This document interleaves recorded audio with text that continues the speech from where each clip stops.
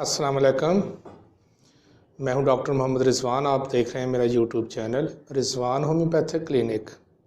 जिस मेडिसिन का जिक्र लेके आया हूं उसका नाम है हाइड्रोसियानिक एसिड। जिस तरह फ्लोरिक एसिड, फास्फोरिक एसिड ये तेज़ाब होम्योपैथिक में दवाई के तौर पर इस्तेमाल होते हैं, हाइड्रोसियानिक एसिड भी होम्योपैथिक में दवाई के तौर पर इस्तेमाल होता है। लेकिन ये एक ऐसी मेडिसिन है जिसके मुतल्लिक़ आपको बहुत कम ज़िक्र मिलेगा, क्योंकि इसको ज़्यादा आज़माया नहीं गया, इसलिए इसकी ज़्यादा अलामतें भी सामने नहीं आईं और इसका ज़िक्र भी बहुत कम किया गया है। मैं आप लोगों को जिस तरीके से मैंने अपने क्लिनिक में इसको इस्तेमाल किया है और जो अलामतें मैंने इसको जजमेंट की हैं वो सारी आपको यहाँ इस वीडियो में मैं समझा देता हूँ।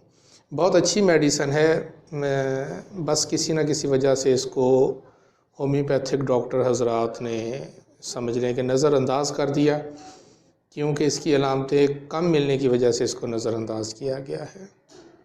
ये एक ख़तरनाक तशन्नुज पैदा करने वाला जहर है जो कि खुश्क साली की वजह से कड़वे बादामों या मवेशियों के चारे में पैदा हो जाता है। इसे हल्का सा चखने से पेट के अंदर बहुत शदीद तशन्नुज पैदा होता है, लेकिन अगर हम इसको बेहतियाती से थोड़ा सा ज़्यादा चख लेंगे तो मरीज़ का सांस बंद होकर फ़ौरन मौत वाक़या हो सकती है। कड़वे बादामों और चारे में इसका अंसर मौजूद होता है, लेकिन कड़वे बादामों में थोड़ा कम होता है, जिसको हम अगर इंसान बहुत ज़्यादा खाए तो हल्का सा तशन्नुज ज़रूर पैदा होता है, लेकिन जानवरों के चारे में ये निस्बतन ज़्यादा होता है। इसी वजह से जानवरों के चारे में ज़्यादती की वजह से कोई भी जानवर जब इसको इस्तेमाल करता है तो उसको पेट में तशन्नुज होता है, या अगर वो इसको मिक़दार से ज़्यादा इस्तेमाल कर ले तो तशन्नुज उसकी जान भी ले सकता है, क्योंकि ये जहर ज़्यादातर अंतड़ियों, जब हम इसको इस्तेमाल करते हैं तो अंतड़ियों पे ही इसका ज़्यादा फ़ेल होता है, क्योंकि ये पेट में जाके ख़राबी पैदा करती हैं।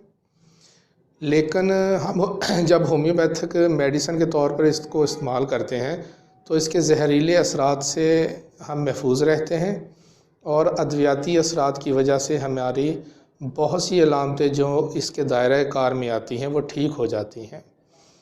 लेकिन अगर इसका असर इंसान को ज़्यादा हो जाए तो काल्चिकम 200 ताकत की एक होम्योपैथिक मेडिसिन है जो इसके बद असरात को बहुत अच्छे तरीके से दूर कर देती है, और उसके बाद हम इसको अलामात के तौर पर दोबारा से इस्तेमाल करवा सकते हैं। अक्सर तबीबों ने हाइड्रोसियानिक एसिड को सिर्फ़ तशन्नुज तक महदूद रखा है, हालांकि ये दमा, मिर्गी और काली खांसी के तशन्नुज में भी इस्तेमाल होती है।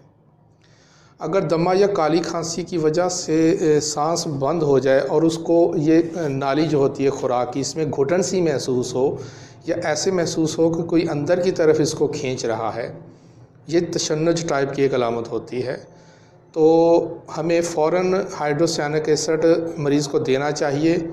क्योंकि एक बात आपको यह मैं और क्लियर कर दूं कि ये हमारे एमरजेंसी तौर पर इस्तेमाल होने वाली अद्वियात में शामिल होती है, कि अगर कुछ इस तरह की, जिस तरह की मैं मेडिसिन के मुतल्लिक़ अलामात बता रहा हूँ, अगर ये कंडीशन किसी मरीज़ को पेश आ जाए तो हम इसे इस्तेमाल कर सकते हैं एमरजेंसी सूरत में भी।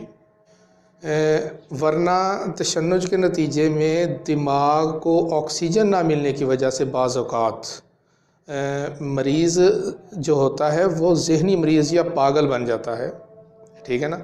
मरीज़ को पागलपन से बचाने के लिए हाइड्रोसियानिक एसिड को इस्तेमाल करें, लेकिन अगर उसकी अलामतें बहुत ज़्यादा बढ़ जाएं और उसका मुनासिब और जल्दी इलाज ना हम कर पाएंगे तो उस मरीज़ की मौत भी वाक़या हो। इसी सूरत में जब उसकी खुराक वाली, सांस वाली नाली में बहुत शदीद किस्म का तशन्नुज हो तो उस सूरत में हम इसको हाइड्रोफोबिनम 200 ताकत में मिलाकर दोनों को आपस में देते हैं। یہ دونوں ادویات مل کے ایک بہت اچھا ایلوپیتھک ٹائپ انہیلر بن جاتی ہیں، ٹھیک ہے۔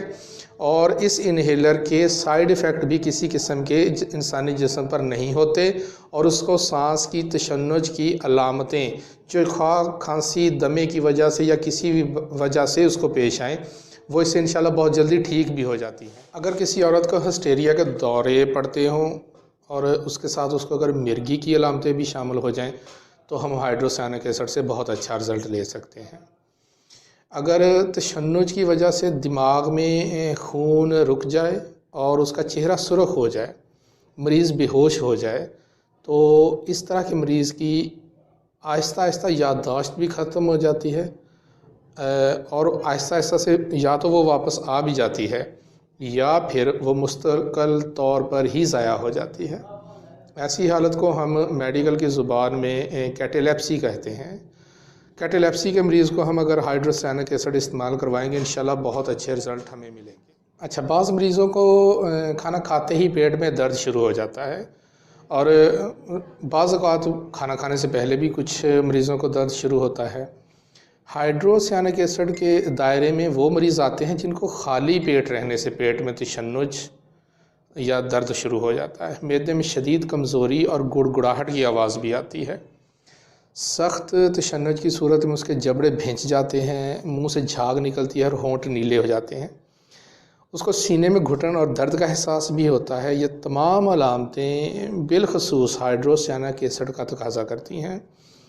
جس طرح دوسرے تیزاب ہم ہومیوپیتھک میڈیسن میں ادویات بنا کر استعمال کرتے ہیں، اس کی پوٹینسی بنا کے استعمال کرتے ہیں، اسی طریقے سے ہائیڈروسیانک ایسڈ کی بھی پوٹینسی استعمال کرتے ہیں اور اس سے بہت اچھے رزلٹ حاصل کرتے ہیں۔